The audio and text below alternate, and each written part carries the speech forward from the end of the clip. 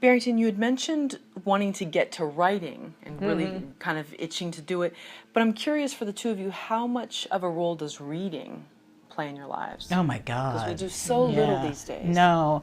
In fact, when you were talking about the writing prompt and we went off camera, I was telling Barrington, you know, sometimes when I can't get in, like if I'm looking for a word, just a word, I start to read, you know, just finding inspiration for how words flow, how a particular word might stand out to me. I like to read before bed. And because I am editing now, I'm reading more books so that I know what my writers are writing, but then I do still write journalistically. And so I just read a wonderful book by Negin Farsad, which was really fun. And that was an interesting book to read because she is a filmmaker. Negin is a filmmaker and a comic, and wrote her first book, How to Make White People Laugh. It's very good. Go get it. She's making a movie right now. Yeah, she did 13th Street. Well, she did 13th Street Blackout, which was her last feature, independent, which was here at it was at the LA Film Fest, and we actually saw it in Austin. And she may be working on something else. She didn't mention anything that she was working on, so I'm going to follow up on that. Followed her on Twitter recently or something. Yeah. So I read her book and I was sharing it with Barrington, and one of the interesting things, having now gotten to know Negin and hearing her comedy, her voice in that really comes out in that book. I mean, like at first reading it, I was just like, wow, she just goes on these tangents and she's all over the place. But that's how Negin talks. And so like reading the book, at first it was hard because I was trying to follow this like kind of fluid train of thought. But once I got into it, it was like listening to Negin. And so it was just like, those are really wonderful examples of like how you know, eavesdropping on other people's conversations or reading a particular book that has a strong voice. I'm also reading another book by Monica Coleman called Bipolar Faith, and it's kind of kind of autobiographical in that respect. And it's very, you know, the voice is very strong. And so it really gives me a sense of, especially with this work, voice is so important, dialogue is so important that, you know, even the reading of these kinds of works has really helped because it's like, oh, that's a really distinct voice. And although we have the voices for our folks, for our characters in this film, as I move forward with the other project, the gospel project, you know, it gives me a different rhythm for, you know, another set of people that, you know, that I can introduce. So yeah, reading is really important. And it's the only other thing that I get to do that's non-writing that's still fun. Yeah. No, it's hard.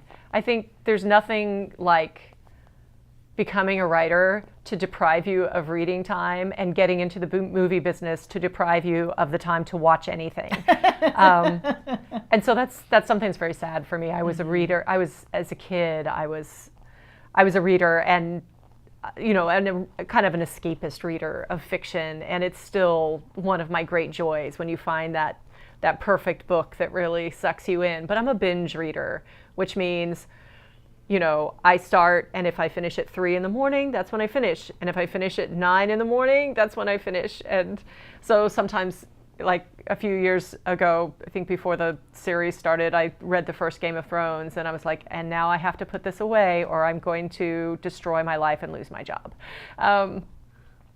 So that's sad. So the things that I'm reading right now, and I'm in the middle of all of them, are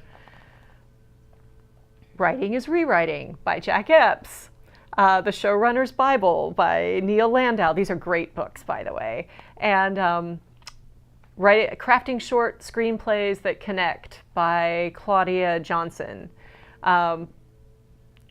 There's not like an escapist fiction novel among them, and that's very sad. So I think, like many people, I read articles that my friends send to me on Facebook, and sometimes those are great.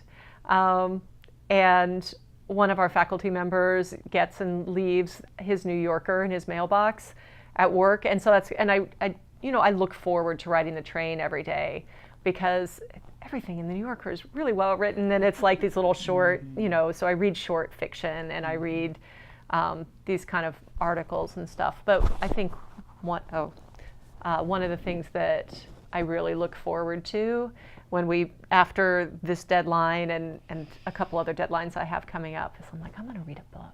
It's going to be amazing. Yeah. And that's so funny, because I think one of the things that made me accept the LARB job was I was like, oh, I'll get to read some books. She's editing for the LA Review of Books right now. And so it was one of those things where it gave me an opportunity, it gave me an excuse to read on a regular basis. And so, I realize I do have more time than I allow myself to actually read, and a lot of the work that I'm now getting a chance to read, I might not have, because there are now books coming to the office, and I'm like, ooh, this sounds good, and either I will read it or I will, assign a writer to go and do it, but they always get their own copies, so I get to keep it, and like it's helpful to share. So I think reading is, for time crunched people, it feels like a luxury, and you try to find any way you can to do it, because I don't know any writers who don't read. I mean, I think to become a better writer, you have to read. So I think that the more I get to read, the better I am. Well, do you feel that you can become more connected through reading or watching films? Because I think David Foster Wallace said something about there's no better way than to get in a reader's skin than reading. And he talked about being lonely for something that he didn't even know what existed and what he was lonely for. But he said through reading he was able to sometimes let that go. Some people connect with it through books and some through film. Which is it for the two of you? I think if we mean connecting in maybe the way that David I don't know whose quote it is, we read to know we are not alone. For me, that I think is still reading, or at least that was what it was first in my life, and so I associate it with that more. It'd be reading and then films, and kind of films instead of TV, even though I really love TV.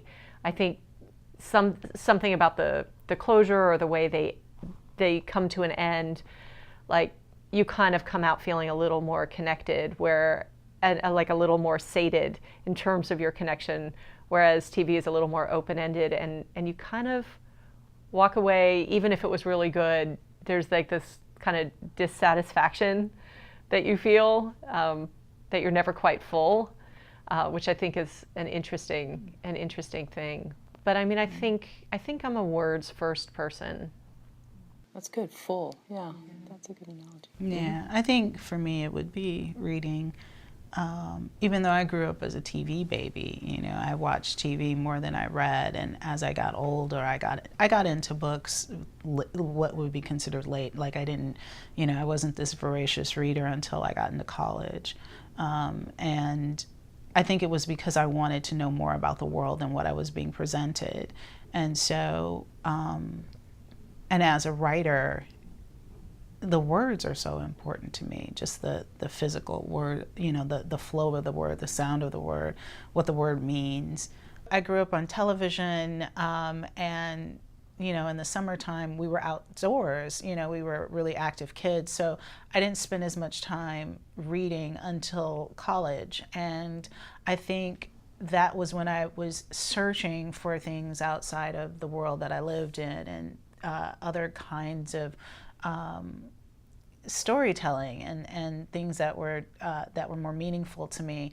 I really got heavily into Black literature, Zora Neale Hurston, and like my mother was a huge fan of poetry, so I started, seeking out poets that she, loved and would recite sometimes. And so I think through words and having chosen a career that was dependent on words, reading became really important to me. And I even had an editor that said, reading is important to your writing. It helps strengthen your writing. And so I use that as a way to help build my writing vocabulary, and to extend myself further.